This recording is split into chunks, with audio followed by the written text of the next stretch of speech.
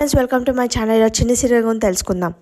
లేదమ్మా రాత్రి వెళ్ళి పొద్దున్నే వచ్చామనంటే, రాత్రి వెళ్ళి పొద్దున్న వచ్చారంటే ఏదో ముఖ్యమైన కారణం అనేది ఉండొచ్చు అనంటే, అలా ఎందుకు అనుకుంటారు, ఏదో కారణమై వచ్చిందండి, కొద్దిసేపు ఆగండి వస్తుంది అనంటే అప్పుడే మత వస్తుంది. అమ్మ ఎప్పుడు వచ్చారు అంటే కూతురు మీద బెంగతో వచ్చారు అని నాగవల్లి అంటది. ఇంత మంచి అత్త ఉన్నాక వాళ్ళకి బెంగ ఎందుకు అని, బెంగతో తెల్లారే వచ్చినట్లున్నారంటే కూతురు మీద బెంగ ఎందుకు ఉంటుంది అత్తయ్య, మీరు నన్ను ఒక కూతుర్లా చూసుకుంటున్నారు కదా అని అంటే, అవును మేము కార్యక్రమాన్ని పిలవాలని వచ్చాము అని అంటది. బాబాగారు మిమ్మల్ని పిలిచేదంతా మేము పెద్దోళ్ళం కాదు కాబట్టి, మీరు గొప్ప మనసు కాబట్టి మీరు మా ఇంటికి వస్తారని అనుకుంటున్నాను అని, కోడలతో పాటు మీరందరు తప్పకుండా రావాలంటే ఎందుకు రాము, తప్పకుండా వస్తాము అని, నాకు మీ ఇంటికి వస్తేనే ఉంటాము అని అంటది.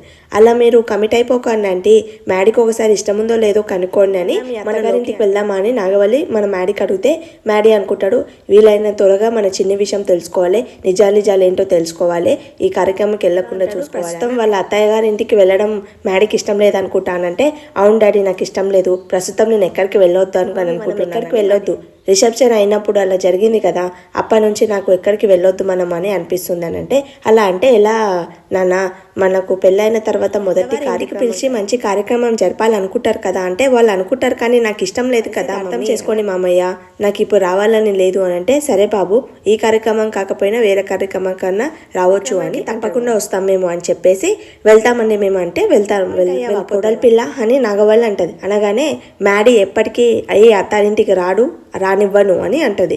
రానివ్వకండి అత్తయ్య, అన్ని పండుగలు చేసుకుంటాను, దసరా పండుగ అన్ని పండుగలు ఇక్కడనే జరుపుకుంటాను, మీరేం డిసప్పాయింట్ అవ్వకండి అని. లేదు మేడం, నువ్వు అత్తారింటికి రాను అనడం అనంటే, నీతో పెళ్లి జరిగిందే నేను ఒప్పుకోవట్లేదు, అత్తారింట్లో అంటావు ఇష్టం ఏంటంటే, మీరు రిసెప్షన్కి ఒప్పుకున్నావు, అలాగే పెళ్లి వ్రతానికి ఒప్పుకున్నావు కదా నీ పేరెంట్స్ కోసం, అలాగే నా పేరెంట్స్ కోసం నువ్వు ఒప్పుకోవచ్చు, బాధ పెడతావు, నీ పేరెంట్స్ ఏమో సంతోష పెడతావు, ఇదేనా అనంటే అదేంది కాదు, నేను అసలు నీ కారణం ఏంటి రాకపోవడం అని అంటే, చెప్పాలని ట్రై చేస్తుంది కదా, ఆ చిన్ని ఎవరో నిజాలేంటో తెలుసుకున్నామని నేను మీ ఇంటికి రానని చెప్పాలనుకుంటే, ఖచ్చితంగా నువ్వు మా ఇంటికి రావాలంటే, ఎందుకు మీ ఇంట్లో ఉందా చిన్ని అంటే, అవును ఉంది మా ఇంట్లోనే ఉంది అని అంటాడు. షాక్ అవుతాడు. అరవగానే మరి నువ్వు అడగడం ఏంటి అది అని అంటాడు. తర్వాత మళ్ళీ ఎలా వస్తుందంటే, నేను చిన్ని ఫాలో అవుతుంది అంటుంది కదా, అందుకని నేను ఫాలో అయ్యి మా ఇంటి దగ్గరకు వస్తుందుకు అప్ డౌన్ పడుతున్నారు కాబట్టి, నువ్వు మా ఇంటికి వచ్చావు అనుకో, అసలు తను నిన్ను ఫాలో అవ్వకుండా మన ఊరికి వస్తుంది, తనకు భయం లేకుండా నీ దగ్గరకు వచ్చి మాట్లాడుతుంది, ఇక్కడే ఉన్నావు అనుకో ఎవరన్నా అడ్డపడుతురు అని అంటే,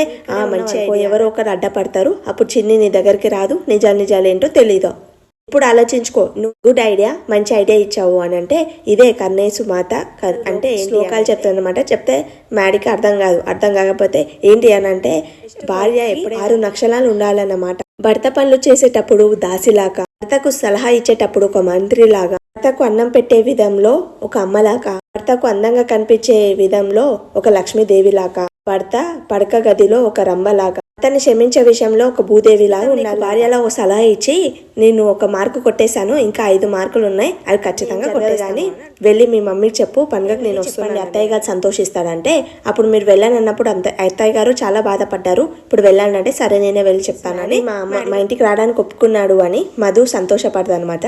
తర్వాత లోయి అంటది, ముఖం మీదనే వాళ్ళ అమ్మ నాన్నకి రాను అని చెప్పాడు అని వాళ్ళిద్దరు ఫీల్ అవుతాడని చాలా టెన్షన్ పడ్డాను తెలుసా అని శ్రేయ అంటది లోకి. తర్వాత మన నాగవల్లి వచ్చి, వాడు ఎక్కడికి వెళ్ళాడు, నువ్వు అనవసరంగా వాని గురించి ఆలోచించి ఎక్కువ టెన్షన్ పడ, ఖచ్చితంగా మంచి జరుగుతుంది అని అంటాడు.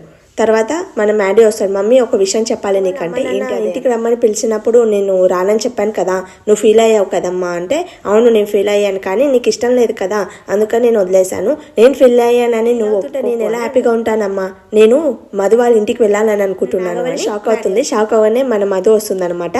రాగానే ఏం నాన్న నువ్వు కార్యక్రమానికి వెళ్తావా అంటే, అవునమ్మా కార్యక్రమానికి కదా వెళ్ళానని చెప్పావు, ఎవరన్నా నీకు బలవంతం పెట్టారా అంటే, ఎవరు నాకు బలవంతం పెట్టలేరు, నా ఇష్టంతో నేను వెళ్ళాలని చెప్పాడు కదా అంటే, రూమ్ లో తీసుకో ఏం చెప్పిందో అని అంటాడు.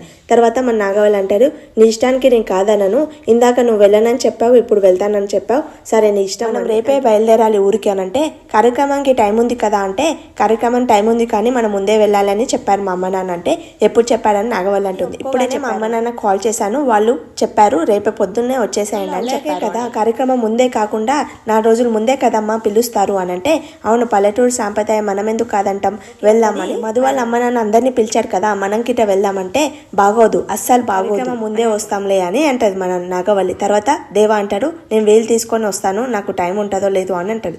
ఎలాగలాగో రారు డాడీ, వాళ్ళు ఎంతో ప్రేమగా పిలిచారు కదా, వెళ్ళండి అని దేవా అంటాడు. తర్వాత 4-5 days వాళ్ళిద్దరు దగ్గర ఉన్నారనుకో, కొంగు కట్టేసుకుంటుంది మ్యాడీని, నేను గిట్ట వాళ్ళతో పాటే వెళ్తాను అని అంటే వద్దు అని అంటది. మరి వాళ్ళు ఒంటరిగా ఎలా వెళ్తారు ఆంటీ అని అంటే, వాళ్ళతో పాటు పెద్దక్కని ఇచ్చి పంపిస్తాను అని అంటది. పెద్దక్క నువ్వు గిట్ట వెళ్ళదు కదా అత్తయ్య, 4వ వాళ్ళని మన లోకిని పంపించంటే, సరే నువ్వు గిట్ట వెళ్ళు అంటే, సరే హ్యాపీగా వెళ్తాను అని లోకి అంట. మధు, రేపే కదా నీ ప్రయాణం, వెళ్ళి బట్టలు చదువుకో పెట్టుకుంటుందా కోడలి పిల్ల. అవునత్తయ్య, చాలా స్పీడ్గానే మడత పెట్టేస్తున్నావు బట్టలు అని అంటే, బట్టలనే కాదు మనుషుల గిడే స్పీడ్గానే కవర్ చేసేసి ఇంటికి తీసుకొని వెళ్తున్నావు అని అంటే, చెప్పాను కదా అత్తయ్య, పెళ్లి కాకముందు నీ మాట వింటాడు, పెళ్ళైనాక నా మాట వింటాడు అంటే, అన్ని విషయాల్లో నీ మాట విన్నా, ఒక్క విషయంలో నీ మాట నావా, పెళ్ళం విషయం, నువ్వు పెళ్ళాను వాడు ఎప్పటికి అనుకోడు నీకు దగ్గరగా అంటే, నాదే అదే నమ్మకం, నా కొడుకు నిన్ను బయటికి గెంటేస్తాడని నా నమ్మకం ఉన్నాను. పిచ్చి మొహమ్మ అంటే, నేను పిచ్చి ముఖమో మంచి ముఖమో తొందరలో నీ కొడుకే చెప్తాను దూరం పెట్టాడని మీరు కూల్గా ఉన్నారేమో, కానీ రాబోతున్న కాలంలో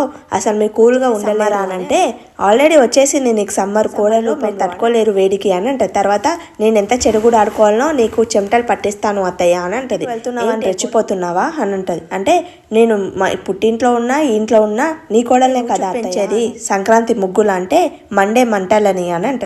మ్యాడీని మీ కొడుకులా మా ఇంటికి తీసుకొని వస్తాను వచ్చేటప్పుడు అని అంటది. నాతోటే ఛాలెంజ్ చేస్తున్నావు అంటే, ఛాలెంజ్ ఎప్పుడు చేశాను కదా అత్తయ్య అని కార్యక్రమంలో నేను గెలవాలని నన్ను ఆశీర్వదించాలి అత్తయ్య అని అంటది. అంటే నన్ను దీవించమంటే మిమ్మల్ని మీరు దీవించుకున్నారేమత్తయ్య కదా మ్యాడీ, ఎలా అనుకుంటున్నావు అంటే ఊరికెళ్తున్నాను అనిపిస్తుంది అని అంటది. అని తర్వాత అంటే, అప్పట్లో నువ్వు మా ఇంటికి వచ్చేవాడివి కదా, కానీ ఇప్పుడు వేరే కదా, ఇప్పుడు పెళ్ళైనాక వస్తున్నావు కదా, ఇప్పుడు ఎలా ఫీల్ అవుతున్నావు అంటే, మీ ఊరికి ఎక్కువ గతుకులు ఉన్నాయి, రోడ్ అంతా ఎలా గురించి అడగట్లేదు, నీ తేడా గురించి అడుగుతున్నాను, ఇంతకు ముందు ఫ్రెండ్లా మా ఇంటికి వస్తున్నావు కదా, ఎలా ఫీల్ అవుతున్నావు అని అడుగుతున్నా అంటే, మళ్ళీ అల్లుడు కార్డు తీసావా, ఇప్పుడేం నేను అల్లుడు లాగా రావట్లేదు, ఒక ఫ్రెండ్ లాగా వస్తున్నానంటే, ఫ్రెండ్ లా కాదు నువ్వు ఒక అల్లుడు లాగానే వస్తున్నావు.